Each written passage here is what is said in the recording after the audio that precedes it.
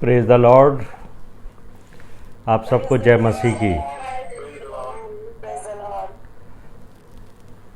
आज जो अध्याय हमारे बीच में पढ़ा गया है, इफिसियों का 4 बाब उसके 29 से 32 पद तक, book of Ephesians chapter 4 verse 29 to verse 32। और आज मेरा जो फोकस है वो मेरी जो सीनियर सिस्टर्स हैं, मेरी जो बड़ी बहनें हैं, जिन्हें परमेश्वर ने परिवार में बेटे दिए, बेटियां दी हैं और जिन्होंने उनके विवाह करा दिए हैं, मैं उनसे बात कर रहा हूं।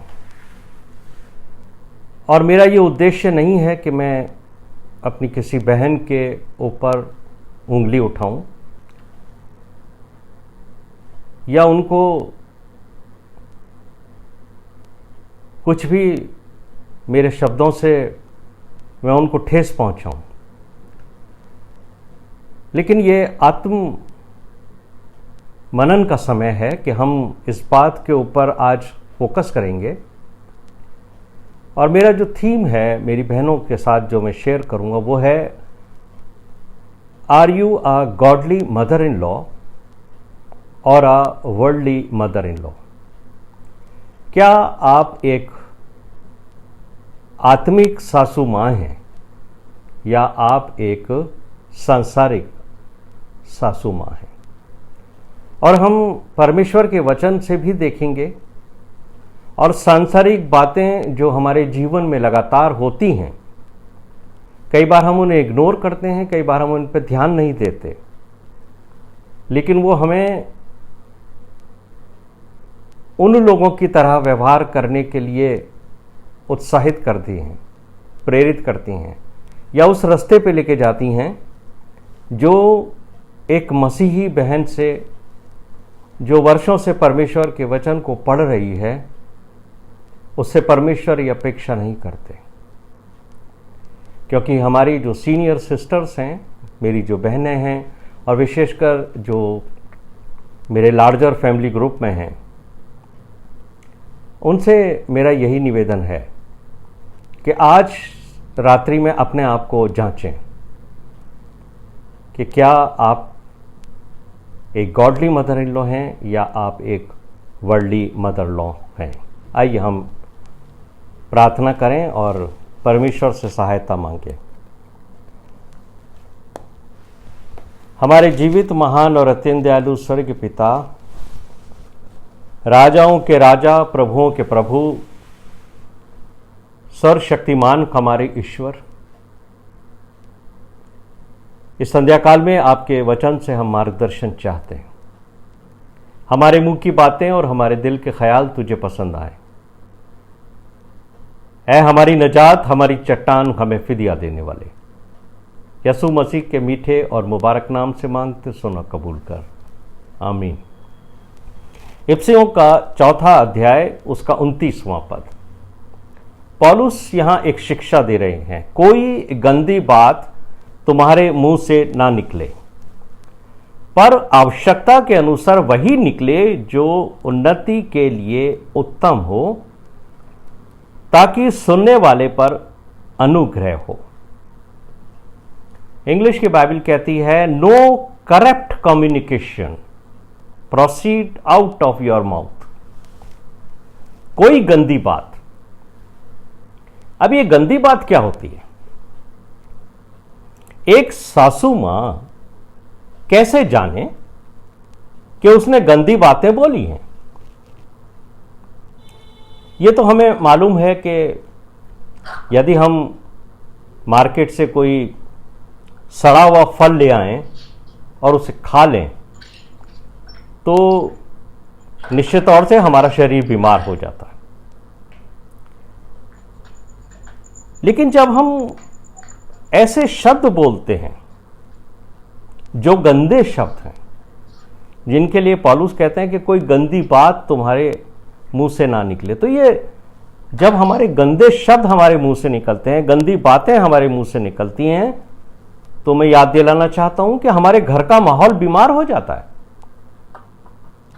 मैंने आपसे कहा है कि मैं आज बड़ी आयु की मेरी जो मैच्योर्ड सिस्टर्स हैं, मैं उनसे बात कर रहा हूं जिन्हें परमेश्वर ने प्रमोशन दिया है।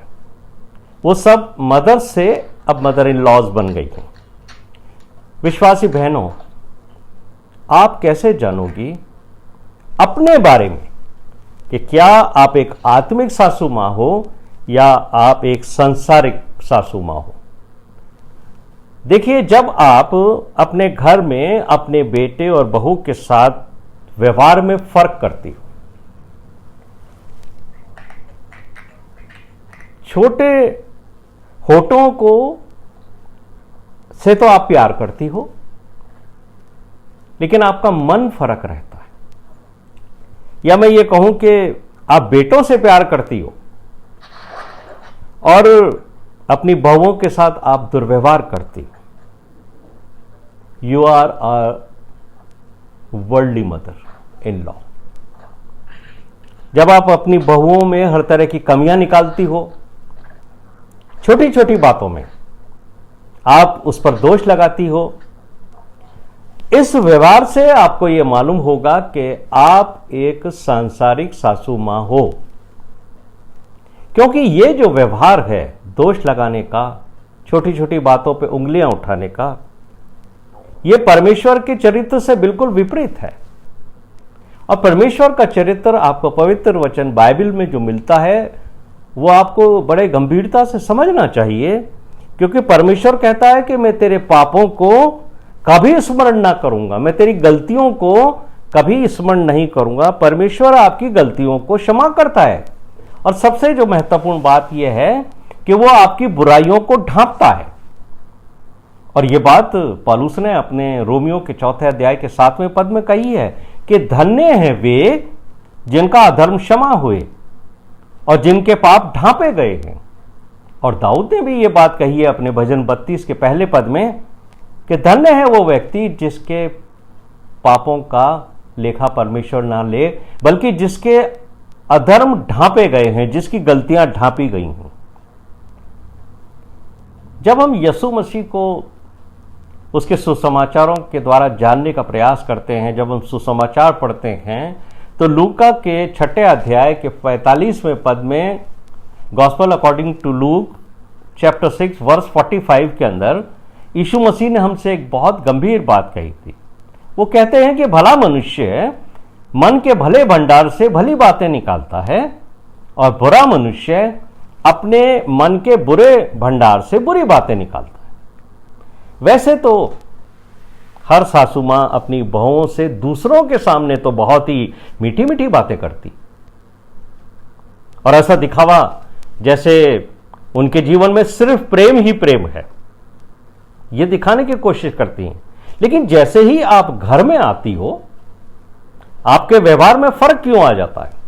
कभी आपने सोचा, कभी आपने अपने आप को जज करा, अगर मेरी एक भी बहन ऐसी है जिसके व्यवहार में बाहर और उसके घर में अपनी बहू के साथ बातचीत के अंदर फर्क आता है, तो आप ये सोचिए कि आप किस तरीके का जीवन व्यतीत कर रही हो।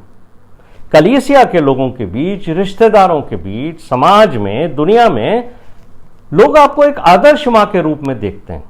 वो देखते हैं कि आप एक आदर्श सासू मां हो, पर क्या आपने अपने आप को एक आदर्श मां समझते हुए एक ऐसी सास जिसके चरित्र को बाइबल बताती है, क्या आप उस चरित्र के सामने खड़ी हो सकती हो?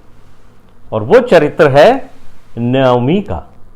नओमी जो थी, उसकी जैसा परमेश्वर का वचन आपसे उम्मीद करता है।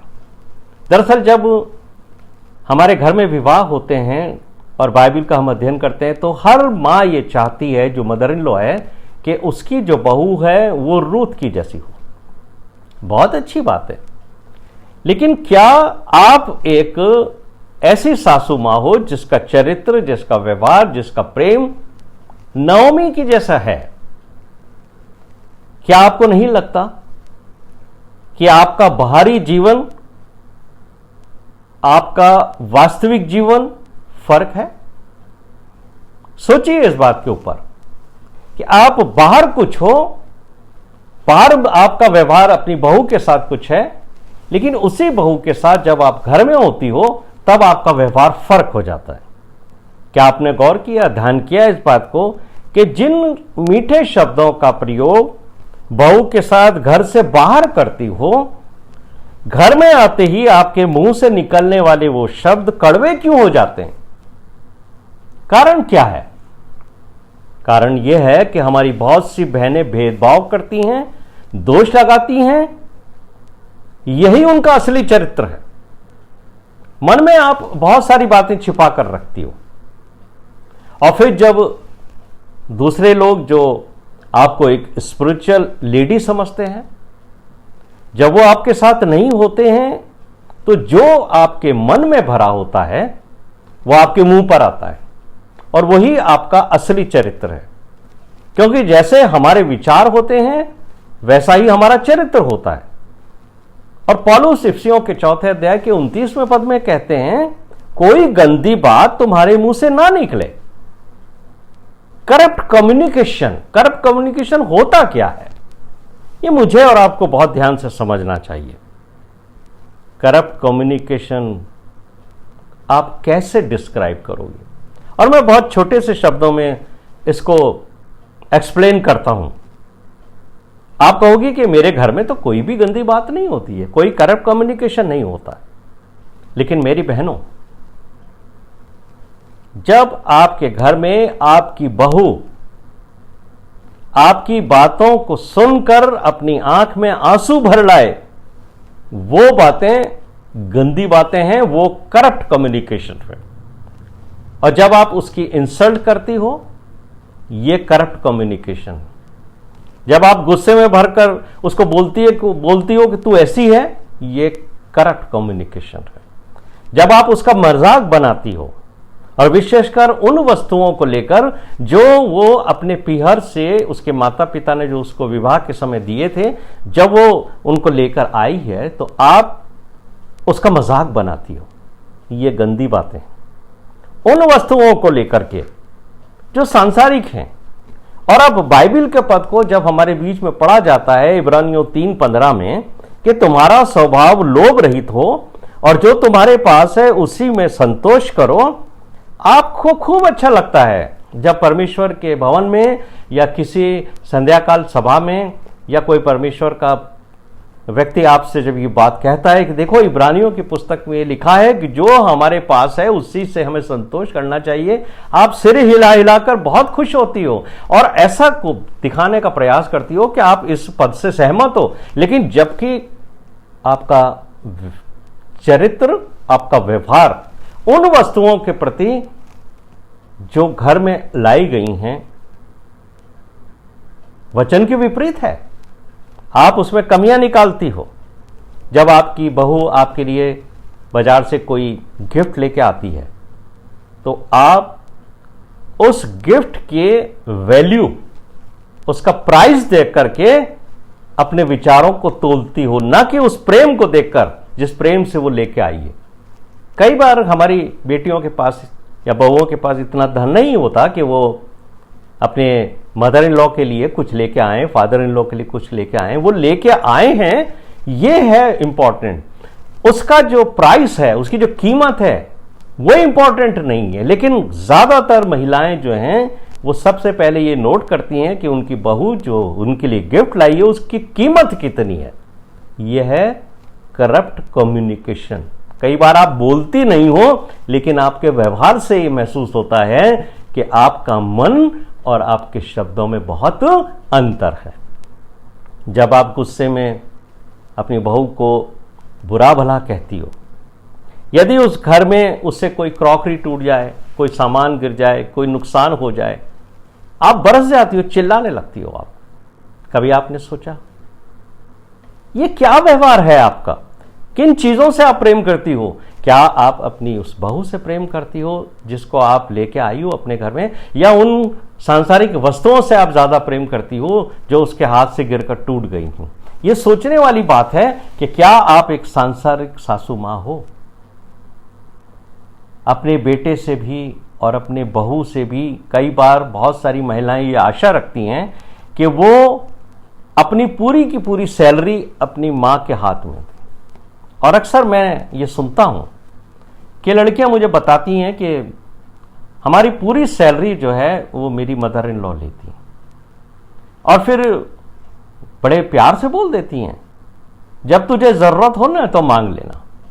आपने कभी सोचा एक बेटी जो पूरे महीने अपने जॉब में काम कर रही है, मेहनत कर रही है, अब वो पूरे महीने आपके सामने हाथ फैलाती रहे, 100-100 रुपए मांगती रहे कि उसको अपनी स्कूटी के अंदर 100 रुपए का पेट्रोल डलाना है।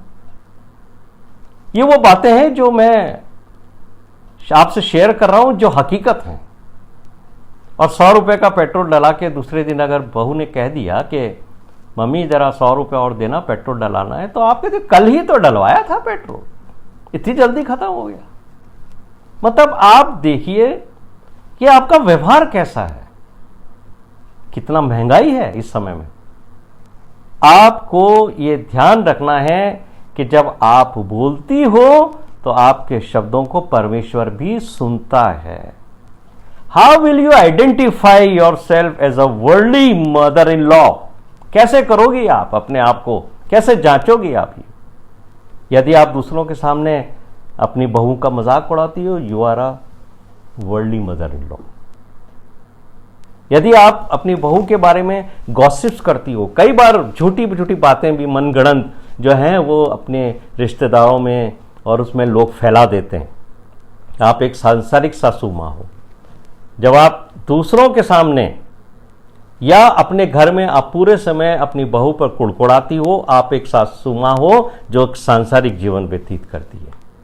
जब आप बिना सोचे समझे बोलने लगती हो, आप एक सांसारिक सासू माँ हो। और परमेश्वर का वचन ऐसे लोगों के लिए जो बिना सोचे समझे बोलते हैं, नीति वचन 12वें अध्याय के 18वें पद में कहता है, ऐसे लोग हैं मसीहों के बीच में, अन्य जातियों की बात नहीं कर रहा हूं मैं, मसीहों के बीच में ऐसे लोग हैं जो अपने आप को विश्वासी कहते हैं। नीति वचन 12वां अध्याय उसका 18वां पद पढ़िए, वहां लिखा है, जिनका बिना सोचे विचार के बोलना तलवार के समान चुभता है। आज मैं अपनी वरिष्ठ बहनों से, जो सीनियर मेरी सिस्टर्स हैं, मैं उनसे पूछता हूं, my dear elder sisters, are you a godly mother और अ वर्ल्डली मदर? इसके पहले कि परमेश्वर आपको न्याय करे, आप विचार करें इस रात्रि के अंदर कि आपका व्यवहार कैसा है। परमेश्वर जानना चाहता है तुम्हारा व्यवहार कैसा है।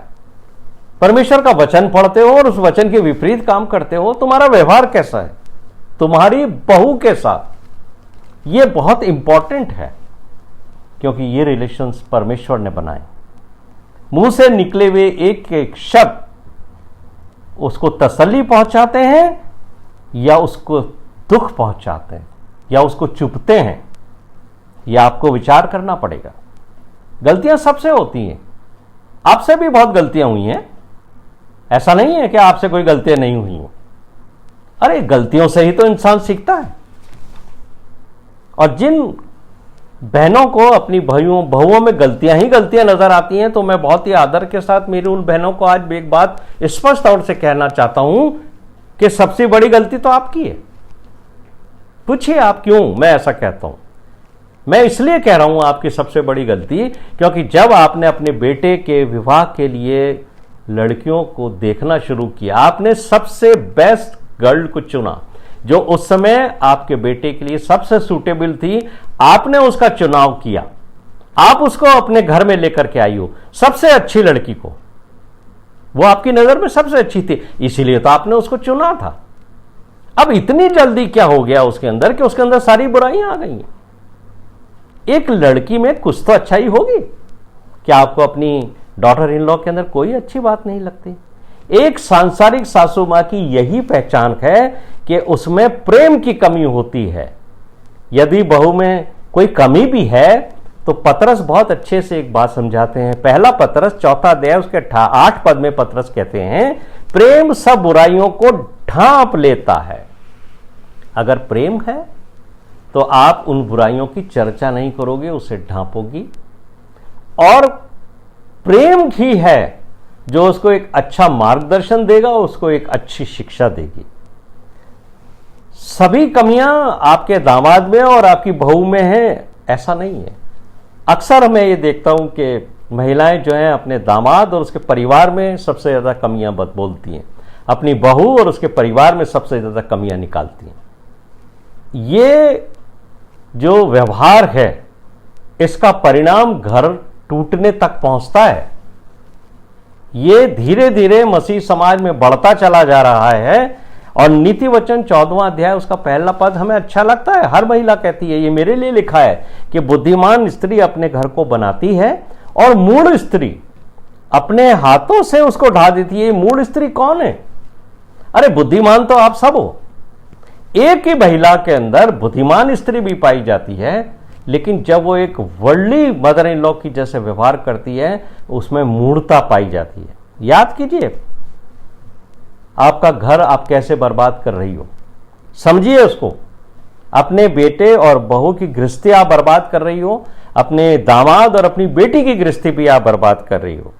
आपने जो मेहनतों से, वर्षों से मेहनत की, अपने घर को बसाया, अपनी गृहस्थी को बसाया, अपने बच्चों को पढ़ाया लिखाया, उनको किसी लायक कराया, उनके विवाह कराया, अब आप चाहती हो कि सब आपके कंट्रोल में रहें। यह सबसे बड़ी समस्या हमारी बहनों की।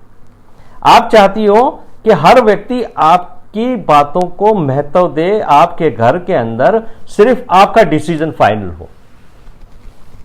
बहुत सी महिलाओं का यह चरित्र हो गया है कि वो अपने हस्बैंड को भी कंट्रोल करना चाहती हैं। और उत्पत्ति के 3 अध्याय 16वें पद में यह बात स्पष्ट तौर से परमेश्वर ने लिखी है। यह आपके ऊपर, आप हवा के पाप का परिणाम है जो आपके चरित्र में आ गया है। पढ़िए उत्पत्ति का 3 अध्याय उसका 16वां पद, वहां लिखा है परमेश्वर का दंड है ये हर महिला के लिए कि तेरी लालसा तेरे पति की ओर होगी। ये लालसा जो है ना, ये है कंट्रोल करने का attitude. Many wifes wants to control their husbands today. आज ये व्यवहार है। और जो बात परमेश्वर ने उत्पत्ति के 3 अध्याय में पुरुष से कही थी, आदम से, कि तुझे जो ये हेडशिप दी है ना मैंने, अब इसके लिए तुझे स्ट्रगल करना पड़ेगा, क्योंकि तेरी वाइफ ने जो पहले गॉडली जीवन था, ये करप्ट लाइन आने की वजह से जब हवा को उसने बहका दिया शैतान ने, तब उसमें जो सबमिसिव की भावना थी वो रिड्यूस हो गई है और उसके अंदर लालसा बढ़ गई है उस पोजीशन को प्राप्त करने की जो हेडशिप की होती। मैं आप सब बहनों से एक बात कहना चाहता हूं कि घर में हर बात आपकी मानी जाए, घर में हर सलाह जो आप देती हो वही हो। यहां तक कि मैंने ये देखा है कि सांसारिक जो सासू माएँ होती हैं वो अपनी मैरिड डॉटर्स की लाइफ में भी इंटरफेयर करती हैं। वो चाहती हैं कि अब मेरी बेटी का विवाह हो गया है, लेकिन मेरी बेटी अपने घर में जो भी काम करे वो मुझसे पूछ के करे। और आप उत्साहित करती हो उसको, बार बार आप फोन करती हो या अपनी बेटी को कहती हो फोन करके बता तेरे यहां क्या चल रहा। अरे भाई, आपको जो सिखाना था आपने सिखा दिया। अब वो अपने घर में है, वहां भी उसके पास एक मदर है। अगर उसको कुछ पूछना है वो अपनी मदर इन लॉ से पूछेगी। लेकिन आपका इंटरफियरेंस इतना बढ़ता है कि वो घर वाले परेशान हो जाते हैं। आपने सोचा, बहुत सारी मेरी बहनें हैं, ये उनका घमंड है, वो चाहती हैं कि उनके बच्चों की गृहस्थी उनके कंट्रोल में रहे, लेकिन अनजाने में धीरे धीरे आप उनको बर्बाद करती जा रही हो। और मैं पिछले दिनों अखबार में पढ़ रहा था कि भारत में अलग अलग कम्युनिटीज के डाइवोर्स का जो रेशियो आया है पिछले 10 वर्षों का जो ग्राफ है, बड़े दुख के साथ मुझे कहना पड़ रहा है कि क्रिश्चियन कम्युनिटी में, मसीही समाज में यह सबसे तेजी से यह ग्राफ बढ़ रहा है। और उसका एक कारण जो है वो मदर इन लॉ का एटीट्यूड है। जो फोकस आपको परमेश्वर के वचन पर करना चाहिए, उससे आपने फोकस हटाकर संसार पे कर दिया।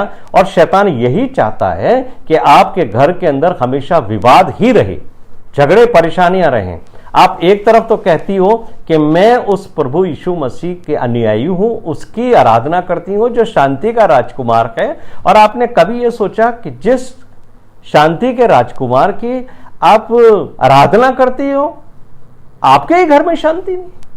कमाल हो गया। एक ऐसा चरित्र परमेश्वर आपको आज दिखाना चाहता है जो एक स्पिरिचुअल मदर इन लॉ का है। और स्पिरिचुअल मदर इन लॉ वो होती है जो हर परिस्थिति में अपने जीवन को आध्यात्मिक रूप से प्रकट करती है। प्रेम पर आधारित वो जीवन होता है जो एक मदर इन लॉ जो स्पिरिचुअल लाइफ जीती है उसके जीवन में होता है। इफिसियों का 4 अध्याय 29वां पद, इसी पे फोकस कीजिए कि पौलुस कहते हैं कि एक आत्मिक मां के मुंह से वही बातें निकलती हैं जो उन्नति के लिए उत्तम होती हैं और सुनने वाले पर अनुग्रह होता है। आपके मुंह से निकलने वाले हर शब्द, हर बात को घर के अंदर उन्नति होनी चाहिए, घर के अंदर खुशी आनी चाहिए। तीतुस तो यही कि पत्री में पौलुस ने क्या कहा है, कई बार हम लोग इस पे बात कर चुके हैं। तीतुस की पत्री उसका 2 अध्याय उसके 3 पद के अंदर पौलुस कहते हैं कि बूढ़ी जो स्त्रियां हैं उनका चाल चलन पवित्र लोगों सा हो, वे दोष लगाने वाली ना हो, पियक्कड़ नहीं हो और अच्छी बातें सिखाने वाली हो। आपकी बहू दूसरे परिवार से आई है, उसको आपके घर के तौर तरीके नहीं मालूम है, उसको आपके घर का डिसिप्लिन नहीं मालूम। आप उसको प्रेम से सिखाइए, बताइए उसको, वो सीख लेगी, मना नहीं करेगी, लेकिन प्रेम के साथ। अगर आप एक स्पिरिचुअल मदर इन लॉ हो, हर काम आप प्रेम के साथ करोगी, हर काम आप करोगी, उससे घर की उन्नति होगी, उस घर की जिसको आपने बहुत मेहनत के साथ खड़ा किया, एस्टेब्लिश किया, बनाया है। तीतुस जो बात की पत्री को जो पौलुस कहते हैं ना, वो ये कहते हैं कि दोष लगाने वाली ना हो और पियक्कड़ नहीं हो। आज दिन में मैं इस बात के ऊपर मेडिटेट कर रहा था। दोष लगाने वाली तो बहुत हो सकती हो आप, लेकिन आप कहोगी कि पियक्कड़ तो नहीं है भाई। ये बात हमारे समझ में नहीं आई कि पौलुस ने ये बात क्यों कही है। पियक्कड़ जो शब्द का इस्तेमाल किया गया है वो सिर्फ शराब से या किसी नशे से ही ताल्लुक नहीं रखता है।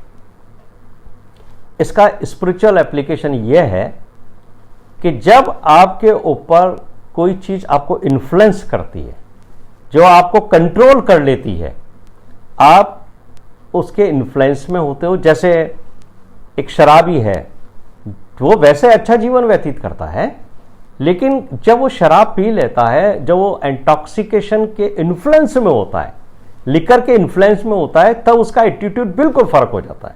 तो जब आप अच्छा व्यवहार करती हो सब जगह, कलीसिया के बीच में, रिश्तेदारों के बीच में, समाज के बीच में, सब जगह आपका व्यवहार अच्छा है, तो आपने कभी सोचा कि घर में आकर आपका व्यवहार में फर्क क्यों आता है?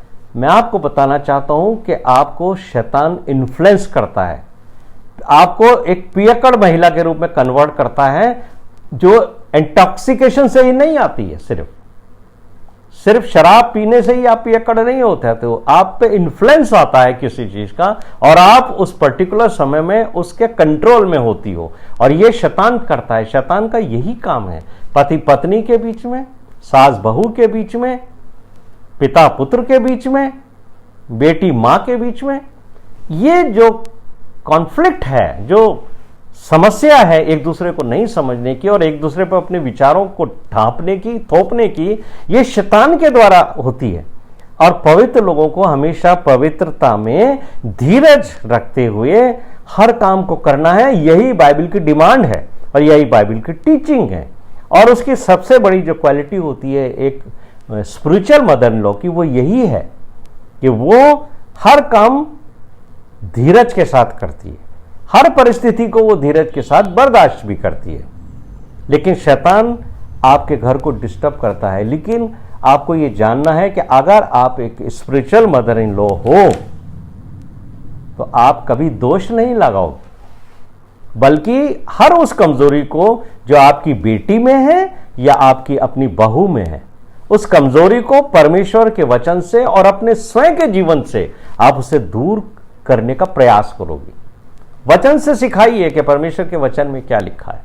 इतने वर्षों तक आपने परमेश्वर का वचन पढ़ा है, वो आपके माइंड में है, आपके जीवन में भी होना चाहिए। पौलुस कहते हैं अच्छी बातें सिखाने वाली हो। पौलुस इसलिए ये सिखा रहे हैं कि सासू माताओं को अपनी गृहस्थी जो उन्होंने वर्षों से मेहनत करके बसाई है, अब उसको अपनी आंखों के सामने बढ़ता हुआ देखना है। अच्छी तरीके से आपकी बहू जो है आपकी गृहस्थी को आगे बढ़ाएगी, उस पर विश्वास करिए, उसको मौका दीजिए, वो आपके सामने आपके घर को अच्छा करेगी। मैंने यही कहा आपको, आपकी बहू दूसरे परिवार से आई है, उसको इस परिवार को समझने दीजिए, उसको आप समझाइए, लेकिन प्यार से, डांट से नहीं। डांट से हर चीज, क्रोध से हर चीज बिगड़ती है मेरी बहनों। एक स्पिरिचुअल मदर जो हैं वो अपनी बहू को छोटी छोटी गृहस्थी की बातें प्रेम से सिखाती है। उसके घर में जो खाना जिस तरीके से उसकी मदर बनाती है, उसने वो स्टाइल सीखा है, उसके हाथ में स्वाद फर्क हो सकता है।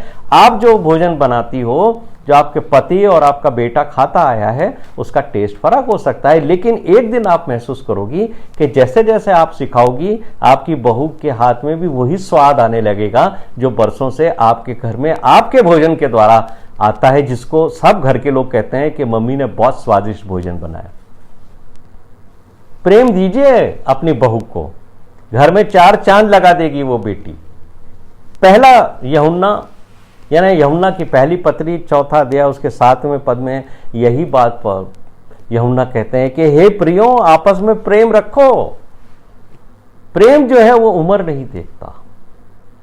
आदर जब आप दोगे एक दूसरे को, निश्चित तौर से आपका घर जो है वो आशीषों से भर जाएगा। सास और बहू का जो सही चरित्र है, अगर बाइबल से आप उसको सीखना चाहती हो तो वो रूत और नियोमी का चरित्र है। और हर मदर इन लॉ ये आशा रखती है, जो मैंने बात बताई, कि मेरी बहू रूत जैसी हो। लेकिन क्या आपने सोचा कि आपका चरित्र, आपका व्यवहार नियोमी की जैसा है? नियोमी का चरित्र का जो एक ऐसा उदाहरण है बाइबल में, हर एक को उससे सीखना चाहिए। आपने इस बात को कई बार पढ़ा है, रूत की जो पुस्तक है उसको आपने कई बार पढ़ा है, और महिलाओं की सभाओं में तो इसके ऊपर बड़े बड़े व्याख्यान होते हैं। आप उस बात को समझो कि दोनों बेटों की मृत्यु हो गई है नियोमी के, दोनों उसकी बहुएं विधवा हैं। कितना बड़ा दुख है जवानी के अंदर कि एक बच्ची के, एक बेटी को उसका हस्बैंड छोड़ दे इस संसार में अकेले, कितना दुख है उसके ऊपर। लेकिन इन दोनों लड़कियों ने अपनी मदर इन लॉ को नहीं छोड़ा, अपनी सास को छोड़ के नहीं चली गई। लेकिन नयोमी ने यह कोशिश करी कि मेरी ये बेटियां मेरे लिए अपनी जवानी को बर्बाद ना करें, बल्कि उन अपना घर बसाएं और विवाह करें, अपने पतियों के घर के अंदर विश्राम करें। देखिए क्या चरित्र है, क्या है ये प्रेम। ये एक ऐसा उदाहरण है जो हर एक सासू माँ को, जो मसीही सासू माँ है, उसे सीखना चाहिए। और दोनों बहुओं के साथ उसने प्रेम किया। एक बहू चली गई, लेकिन दूसरी बहू जो रूत थी वो क्यों उसके साथ आई, जबकि वो बच्ची, वो लड़की जो थी वो एक अन्य जाति से थे, मुआबिन थी। वो क्यों रूत के साथ आई? वो रूत क्यों आई नियोमी के साथ? सिर्फ इसलिए कि नियोमी ने उसको इतना प्रेम दिया, इतना प्रेम दिया कि उसके मन में ये जिज्ञासा पैदा हुई कि मैं उस परमेश्वर को भी देखना चाहती हूं जिसके मानने वाले लोगों के अंदर इतना प्रेम भरा हुआ है। नियोमी के जीवन, नियोमी के व्यवहार, नियोमी के चरित्र, नियोमी की बातों से उसने इस बात को महसूस किया कि जो लोग उस शिक्षा पे चलते हैं, जिस शिक्षा को पाकर उनके जीवन में प्रेम का सोता उमड़ता है, वो परमेश्वर कैसा होगा। इसलिए उसने कहा था कि तेरे लोग मेरे लोग होंगे और तेरा परमेश्वर मेरा परमेश्वर होगा। और पौलुस हमें प्रेम में बढ़ने के लिए जो सलाह देते हैं वो पहला कुरिन्थियों के 13वें अध्याय में कहते हैं।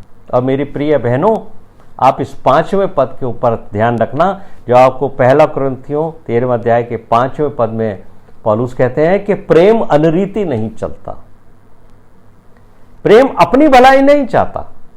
नियोमी ने यह नहीं सोचा था कि मैं इतनी बूढ़ी हो गई हूं, मुझसे तो अब काम भी नहीं होता, मेरे बेटे भी चले गए, मेरा पति भी चला गया, मैं रोटी कैसे खाऊंगी, मैं तो कहीं जॉब करने के लायक नहीं हूं, कहीं दो पैसा नहीं कमा सकती। प्रेम अनरीति नहीं चलता। वो सिर्फ अपनी भलाई नहीं चाहता, उसने ये नहीं सोचा कि अगर ये बहुएं मेरे को छोड़ के चलेंगी तो मेरा क्या होगा। प्रेम में उसने यही सोचा कि मैं इनका जीवन अच्छा करके जाऊं। प्रेम अनरीति नहीं चलता, वो अपनी भलाई नहीं चाहता, झुंझलाता नहीं, छोटी छोटी बातों में बुरा नहीं मानता। नियोमी की बड़ी बहू उसको छोड़ के चली गई, नियोमी ने बुरा नहीं माना, छोटी को भी उत्साहित किया, रूत को भी, तू भी चली जा बेटा, अभी तो तू जवान है, एक पति कर ले, उसके साथ अपना घर बना, प्रभु तुझे आशीष दे। लेकिन एक सासू माँ जो एक परमेश्वर को जानने वाली सासू माँ है, उसके प्रेम से प्रभावित होकर रूत ने उसको नहीं छोड़ा और उसके साथ चली आई। और उसकी सासू माँ की वजह से परमेश्वर ने उसे आशीष दी कि नियोमी को एक अच्छा घर मिला, उसकी बेटी समान उसकी बहू को भी एक पति मिला, नियोमी दादी भी बन गई, उसने बच्चों को भी खिलाया और परमेश्वर ने उसको एक आनंद गृहस्थी दी। उसका जो कारण है वो प्रेम था जो उसके अंदर से एक सोते की तरह उमड़ता था। मेरी प्रिय भाइयों और बहनों, हम जो लार्जर ग्रुप में हैं, जिसमें विशेषकर मैं अपनी बहनों से आज बात कर रहा हूँ, आप एक मसीही महिला होकर यदि आप एक सांसारिक सासू माँ का जैसा जीवन व्यतीत करती हो, निश्चित तौर से आप परमेश्वर के वचन से बहुत दूर हो। हम प्रेम की बातें करते हैं, हम दूसरों को प्रभु यीशु मसीह का संदेश सुनाना चाहते हैं, लेकिन हमारे अपने जीवन में प्रेम नहीं है और प्रेम ही परमेश्वर है। ये आपको परमेश्वर के वचन में सीखने को मिला है। मैं आपको ये बताना चाहता हूँ कि आपके परिवार में प्रेम, शांति और धीरज देने के लिए आपको यीशु मसीह को आमंत्रित करना पड़ेगा, यीशु मसीह को अपने बीच में महसूस करना पड़ेगा। जब भी आपकी बहू से कोई गलती हो, जब भी आपकी बहू से कोई ऐसा काम हो जिससे आपको झुंझलाहट हो, गुस्सा हो, तो याद रखिए, ये फील करिए कि यीशु मसीह आपके पास खड़ा है। और क्या आप यीशु मसीह की उपस्थिति में अपने घर में किसी भी व्यक्ति के साथ ऊंची आवाज में बात कर सकती हो, या उसको दोष लगा सकती हो, या उसको बुरा भला कह सकती हो? सोचिए, ये व्यवहार, ये एहसास कि प्रभु यीशु मसीह मेरे साथ खड़ा है, आपके चरित्र को बदल देगा। अगर आपने गुस्से पर कंट्रोल कर दिया, यीशु मसीह ने कहा है क्रोध पर कंट्रोल करो, क्रोध कभी मत करो। अगर आपने क्रोध पर कंट्रोल कर लिया, आपके जीवन में प्रेम ही प्रेम बढ़ेगा। मैं कई बार जब यंग गर्ल्स को या जिन लड़कियों का विवाह होने वाला होता है, मुझे आमंत्रित किया जाता है कि मैं आकर उस प्रार्थना सभा में परमेश्वर के वचन को बांटूं। मैं आपको बताना चाहता हूं, मैं इससे भी ज़्यादा कठोर शब्दों में लड़कियों को चिताता और उनसे बात करता हूं। इसका कारण है कि मैं चाहता हूं कि वो उस घर में जाकर कोई समस्या पैदा ना करें, बल्कि एक ऐसी डॉटर इन लॉ बनकर अपने आप को साबित करें जिसका चरित्र रूथ का चरित्र हो, जिसके जाने से वो घर आनंदित हो, खुशियों से भरे, और उस घर में जो माता पिता हैं, जिनके घर में एक बहू आई है, वो बहू उस परिवार को आगे बढ़ाने वाली हो, ताकि वो लोग तुम्हारे जाने से दादा और दादी बने और वो अपने संतान के अलावा अपने बच्चों के बच्चों को भी देखें। मेरी प्रिय बहनों, मेरा कहीं ये उद्देश्य नहीं है कि मैं आप पर उंगली उठाऊं, लेकिन ये मनन का समय है कि आप स्वयं देखें कि क्या आप एक स्पिरिचुअल मदर इन लॉ हो या आप एक सांसारिक सासू माँ हो। यदि आपके जीवन में कुछ कमियां हैं भी, तो परमेश्वर का वचन आपको इन कमियों में से हमेशा छुड़ाएगा। लेकिन उसके लिए आवश्यक है कि आप प्रभु यीशु मसीह के प्रेम को स्वीकार करो। और यीशु मसीह कहते हैं तुम्हारे अंदर से एक प्रेम का सोता फूट पड़ेगा, जो प्रेम का सोता कई लोगों के लिए आशीष का कारण होगा। प्रभु इस वचन के ऊपर आशीष दे। आमीन।